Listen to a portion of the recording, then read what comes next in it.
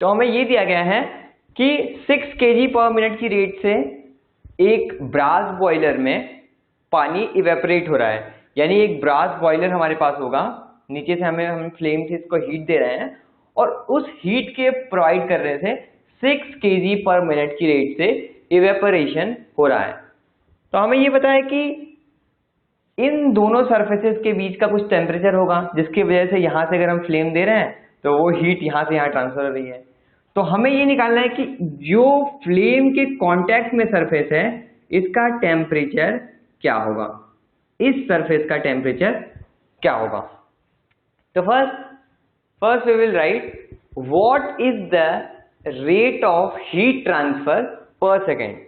हमें पता है कि लेटेंट हीट ऑफ वेपराइजेशन मतलब जो नेट क्यू पर सेकेंड हमें दी जा रही है, जो क्यू पर सेकेंड दी जा रही है, यानी क्यू बाई टी जो दी जा रही है per second, Q by T is equal to Q क्या होगी, L into what is the amount of water per second vaporize, यानी 1 मिनट में कितना वाटर वेपर बन रहा है, इनटू लेटेंट हीट ऑफ इवेपराइजेशन।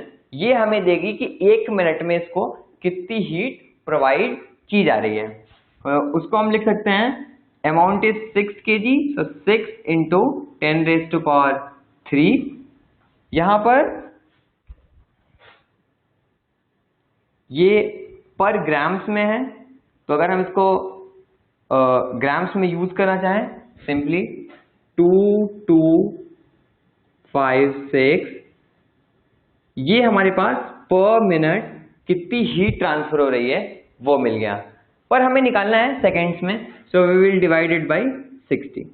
ये अब हमें मिल गया है what is the amount of heat transfer per second, the rate of heat transfer H per second हमें वहां से मिल गई। अब हो क्या रहा होगा कि लेट सपोज कि ये ब्रॉस बॉयलर को हमने थोड़ा उल्टा कर दिया, यहां से हम फ्लेम दे रहे हैं, ये हायर टेम्परेचर पे होना चाहिए और इस सरफेस से इवेपोरेशन हो रहा है तो ये लोअर टेम्परेचर पे होना चाहिए। अब इस टेम्परेचर हायर और टेम्परेचर लोअर के बीच का डिफरेंस जो होगा उसकी वजह से हीट फ्लो हो रहा होगा, और चूंकि इस सरफेस पे इवेपोरेशन हो रहा है तो हमें ये पता है कि T लोअर 100 डिग्री सेल्सियस होगा। हमें क्या पता चल गया कि T लोअर 100 डिग्री सेल्सियस होगा, क्योंकि इस सरफेस से कंटिन्यूअस इवेपोरेशन हो रहे हैं।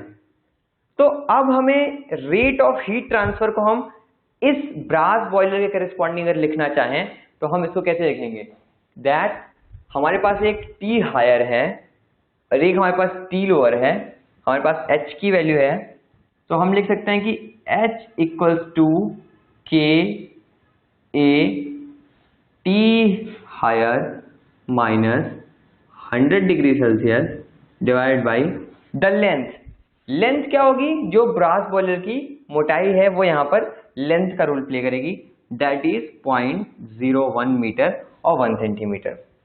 K की वैल्यू दी हुई है 109 joule per second per metre per kelvin, so K will be 109 into area is given 0.015 metre square,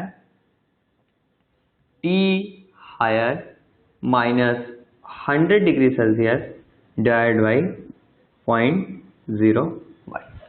सो हमें अब ये पता चल गया कि जो हीट ट्रांसफर इन सरफेसेस के बीच से जो इस ब्रास बॉयलर से हो रहा है उसकी वैल्यू ये है, जो हीट गेन हो रही है वाटर को उसकी वैल्यू ये है। अब हम इन दोनों को इक्वेट करके सिंपली लिख सकते हैं TH minus 100 is equal two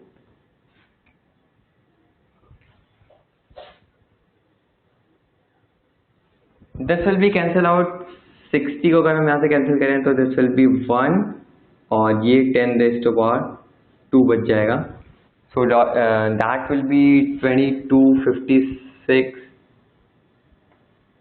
into 10⁻² divide by this 109 into 0.05 into 0.01, so this they will cancel out, और इसको कैलकुलेट करके हम निकाल सकते हैं कि what is the amount of what is the temperature.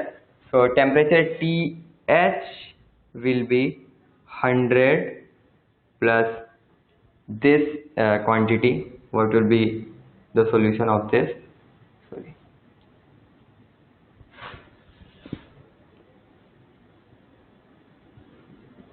और इसकी कैलकुलेटेड वैल्यू है 137.98 डिग्री, 137.98 डिग्रीज.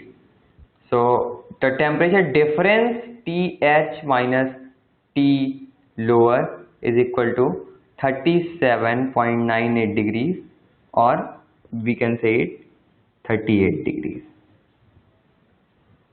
तो बेसिकली इसका हमें इस क्वेश्चन को टैकल करने में दो चीजों का ख्याल रखना चाहिए था कि जो हमारा यहाँ पर एरिया है वो इसका सरफेस एरिया होगा, जो इसके लोअर पोर्शन का एरिया होगा वो होगा जो सिलेंड्रिकल अगर वेसल हम कंसीडर करते हैं तो जो इसका लोअर होगा, इसका बेस होगा, बेस एरिया की तरह यूज होगा, और जो इसकी मोटाई होगी वो लेंथ की तरह यूज होगी. And the most important thing कि जो इसका टॉप सरफेस होगा इसका टेम्परेचर 100 डिग्री सेल्सियस हम कैलकुलेट हमें करने की जरूरत नहीं है, क्योंकि चूंकि वहां पर इवेपोराइजेशन हो रहा है तो दिस इज अंडरस्टूड कि वहां पर का जो टेम्परेचर होगा वो 100 डिग्री सेल्सियस ही होना चाहिए.